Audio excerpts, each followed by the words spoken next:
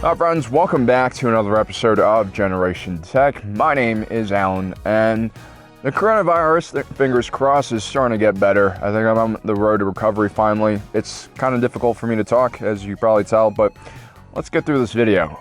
The characteristic helmet with a T-shaped visor is a death sentence to many who see it.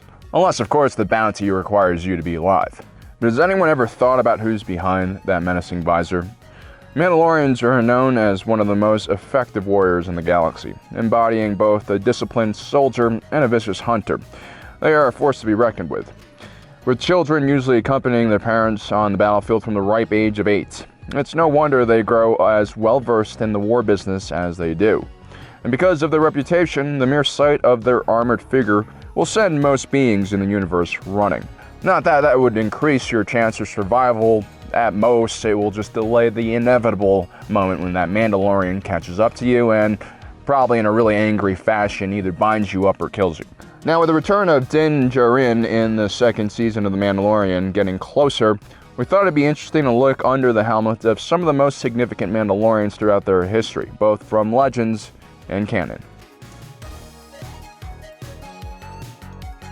More than 4,000 years before the Battle of Yavin, a charismatic Twang took up the role of Mandalore and led the Mandalorians on a new journey of expansion and conquest.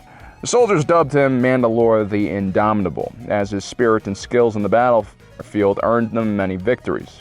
During his crusades, the Mandalore's forces came into conflict with a Jedi-turned-Sith, Ulic Qel-Droma, who was gathering forces for war against the Republic. Because both individuals were reasonable leaders, Mandalore and Ulic decided to duel one-on-one for the fate of their armies to avoid unnecessary losses. The Mandalorian used his flying war droid known as the Basilisk, whereas the Sith Lord was basically just using a lightsaber and fighting unmounted. Despite the apparent huge disadvantage, the Sith was still able to destroy the droid and come out of the duel victorious, thus earning the respect of the Mandalore. And after being denied death by Qel-Droma, Mandalore the Indomitable became the first of many Mandalorians to ally with the Sith. This would become a recurring theme in Mandalorian history. Every time they encountered the Sith, it usually really ended up pretty poorly for the Mandalorian people. The ancient Twangs renamed their entire people the Mandalorians after their first leader, Mandalore I. Members of the other species were incorporated into the ranks, but usually when someone said Mandalorians, they meant the predator-like Twangs. That was until the time of Mandalore the Ultimate. During Mandalore the Indomitable's reign, the Mandalorians sustained heavy losses, especially amongst the Twang population. The species was basically nearing extinction. To keep their legacy alive, one of the most important things that Mandalore the Ultimate did was increase recruitment from other species for their ranks. And so during his time, rather than meaning one species, the term Mandalorian came to describe anyone following the legacy of the Twangs. To fully rebuild his people, Mandalore realized he needed to do something to attract more recruits, and so he created one of the largest armies for one of the largest crusades in Mandalorian history. The chance presented itself when an emissary of the Sith Empire approached the warrior and, using the warrior's ambitions and some dark side influence, convinced the Mandalore to wage war against the Republic. This new crusade started by attacking independent planets on the edge of Republic space. In less than a decade, Mandalorians controlled territory larger than the Hutts, and their crusades also led to the near extinction of the Cathar Cat people. The Republic Senate, as usual, failed to recognize the threat and refused to fight against the Mandalorians until they reached the world of Taurus, which was heavily populated and had a lot of significant Republic business interests on it. With the Republic's attention finally focused on Taurus, Mandalore launched an invasion on the Republic world of Onderon. From there, the unprepared Republic Navy lost at every turn. The Republic and their Senate were surprised at the brutality of the Mandalorians and at what length they were willing to go in order to seize a victory, including destroying entire cities. The tide of the Mandalorian War turned, however, when a rogue Jedi Revan rallied a significant part of the Jedi Order and joined the war effort on the Republic's side. He quickly turned the Mandalorians' tactics against them and quickly pushed them out of Republic space. Finally, above Malachor V, the Republic and Mandalorian fleet clashed, and the two leaders of both sides met in combat. Revan proves to be superior, and the Mandalore, with his final breath, tells him about the involvement of a secret Sith Empire. With the war now over with the Mandalorians, Revan takes the Mandalore's mask, which is a symbol of leadership and rule, and hides it, basically scattering the Mandalorians all across the galaxy because now they have no legitimate ruler. Revan would travel into the unknown region and seek out the Sith Empire. Antonos Weirich was a Zeltron, enslaved by cyborgs known as the Iskaloni and freed by the Mandalorians before the Mandalorian Wars started.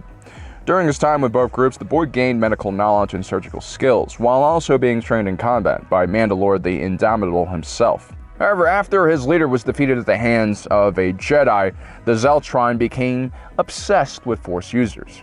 In his research colony on Osadia, Antos tried to genetically engineer a race of Force-wielding Mandalorians using the DNA of a dead Jedi Master.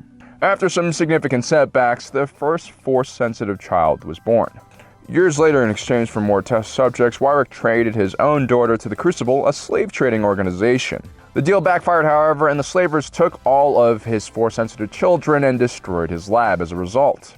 Broken after this failure, Antos returns to the Mandalorians even more ruthless than before, and becomes known as the Butcher of Mandalore the Ultimate. In the years leading into the Mandalorian War, Demigod would essentially practice his skills on captured Jedi, trying to figure out their secrets. When one of those prisoners turned out to be his prize student kidnapped from Osadia, Weirich escaped with her and later learned that her connection to the Force was weak and only boosted by his own. Yes, that's right, the Butcher of the Mandalorians who butchered Force-sensitive finally found out that he himself was actually Force-sensitive. He wouldn't be able to enjoy his newly discovered talents for long, however, because his daughter tries to kill him because now she was free and out for revenge. Demigod tries to defend himself by summoning a lightsaber, but the weapon turns out to be a double-bladed lightsaber, and Antos ends up impaling both him and his attacker. A member of Clan Ordo, hailing from the planet Ordo, Canderous was recruited as a battle tactician by Mandalore the Ultimate in the years leading up to the Mandalorian Wars and quickly rose up to the rank of commander. Now, Ordo wasn't exactly supportive of the war and the destruction it was creating on the rest of the galaxy, but he did see the Republic's encroachment into Mandalorian territory as a significant problem. When it seemed like the armies of Mandalore were nearing victory, a rogue Jedi named Revan joined the war effort and proved himself a great tactician and warrior, which made Canderous regard him with respect as a worthy opponent. Now, our Mandalorian was one of the very few survivors of the devastating Mandalorian Wars and Malachor V. And so, while Revan and his apprentice Malak were busy fighting the Jedi as the new Sith Lords, Ordo managed to gather the remaining Mandalorian survivors and establish himself as the first Mandalorian mercenary lord, although that was a pretty dissatisfying line of work for the Mandalorian. Ordo would eventually be drawn away from his planet by a Republic soldier and decides to help him in his mission. Along the way, Canderous learns that the soldier he was helping was in fact his old adversary, Revan. Revan had suffered amnesia and now was fighting for the good side, the Jedi and the Republic. After he defeated Darth Malak, he asked Ordo to basically reinstitute the Mandalorian warriors and have them help the Republic. Before Revan vanishes into the unknown region for another adventure to find the Sith Emperor, Revan reveals the location of Mandalore's mask, allowing Ordo to find it and bring his people's glory back again as their leader. Ordo would become known as Mandalore the Preserver, and it was said during his entire time as the ruler of Mandalore, he would never take his armor off. Not unlike a certain Mandalorian we all know. The next big adventure for Ordo would be fulfilling his promise to Revan. He would lead his people against the new Sith Triumvirate, which threatened the Republic once again. Still, millennia of constant conflict on Mandalore and elsewhere had a huge toll on the Mandalorian people. The biggest blow was certainly the devastation of Mandalore by the Jedi Order. After that, Mandalorians had to find new ways to survive on their planet. Some stayed on their homeworld building dome cities, like we see in the Clone Wars TV show, while others left to settle on different planets, working as mercenaries and bounty hunters. And in this low point in their culture, new leaders started arriving. Born on the planet of Kalevala in the Mandalore system, Satine of House Kryze was responsible for the rise of the new peaceful New Mandalorians. Of course, not all Mandalorians wanted to give up their traditional warrior past, and so a new Mandalorian Civil War started. As the conflict escalated, the Jedi Order sent two Jedi Masters, Qui-Gon Jinn and his Padawan Obi-Wan Kenobi, to help. Under their protection, the young Duchess basically falls in love with Obi-Wan Kenobi and is protected long enough to assume control of Mandalore after the traditional Mandalorians were defeated. The Duchess was able to come back and start the process of rebuilding her broken world. Now, because of the conflict during her youth, Satine Kryze developed a deep aversion to violence. So, when the Clone Wars started, she refused to be a part of it and instead became the leader of the Council of Neutral Systems. The war wouldn't stay off Mandalore for long, however, as the appearance of a saboteur wearing Mandalorian armor caught the attention of the Jedi Council, who sent Obi-Wan to investigate. With his help, Satine discovered that a group of more traditional Mandalorians known as Death Watch allied with the Separatists in order to overthrow her.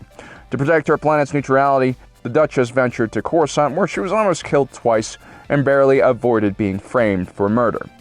Back on Mandalore, things were getting worse, as her people had to rely on the black market to survive during the war, and her prime minister was revealed as a completely corrupt dickhead. Later in the war, Death Watch, now under Maul's control, took control of the planet and imprisoned Satine. The former Sith later killed her in front of Kenobi as part of his revenge against the Jedi. With her last words, Satine confessed her true feelings to Obi-Wan and then died, along with any chance of a peaceful Mandalorian society. The Mandalorians were by far the most dangerous and capable war society ever created in Star Wars, but even they cannot survive constant warfare. And now, when we're watching the Mandalorian TV show, this is basically where their society is at. It's a husk of its former glory when they used to have a gigantic empire and go on crusades across the entire galaxy. It's probably a good lesson for all factions in Star Wars to learn that ultimately peace is the only way for your civilization to grow. Well, guys, I hope you enjoyed today's episode. Don't forget to subscribe and hit that notification button so you don't miss out on the rest of our awesome content. As usual, thanks for joining us today. If you're watching this, you are Generation Tech.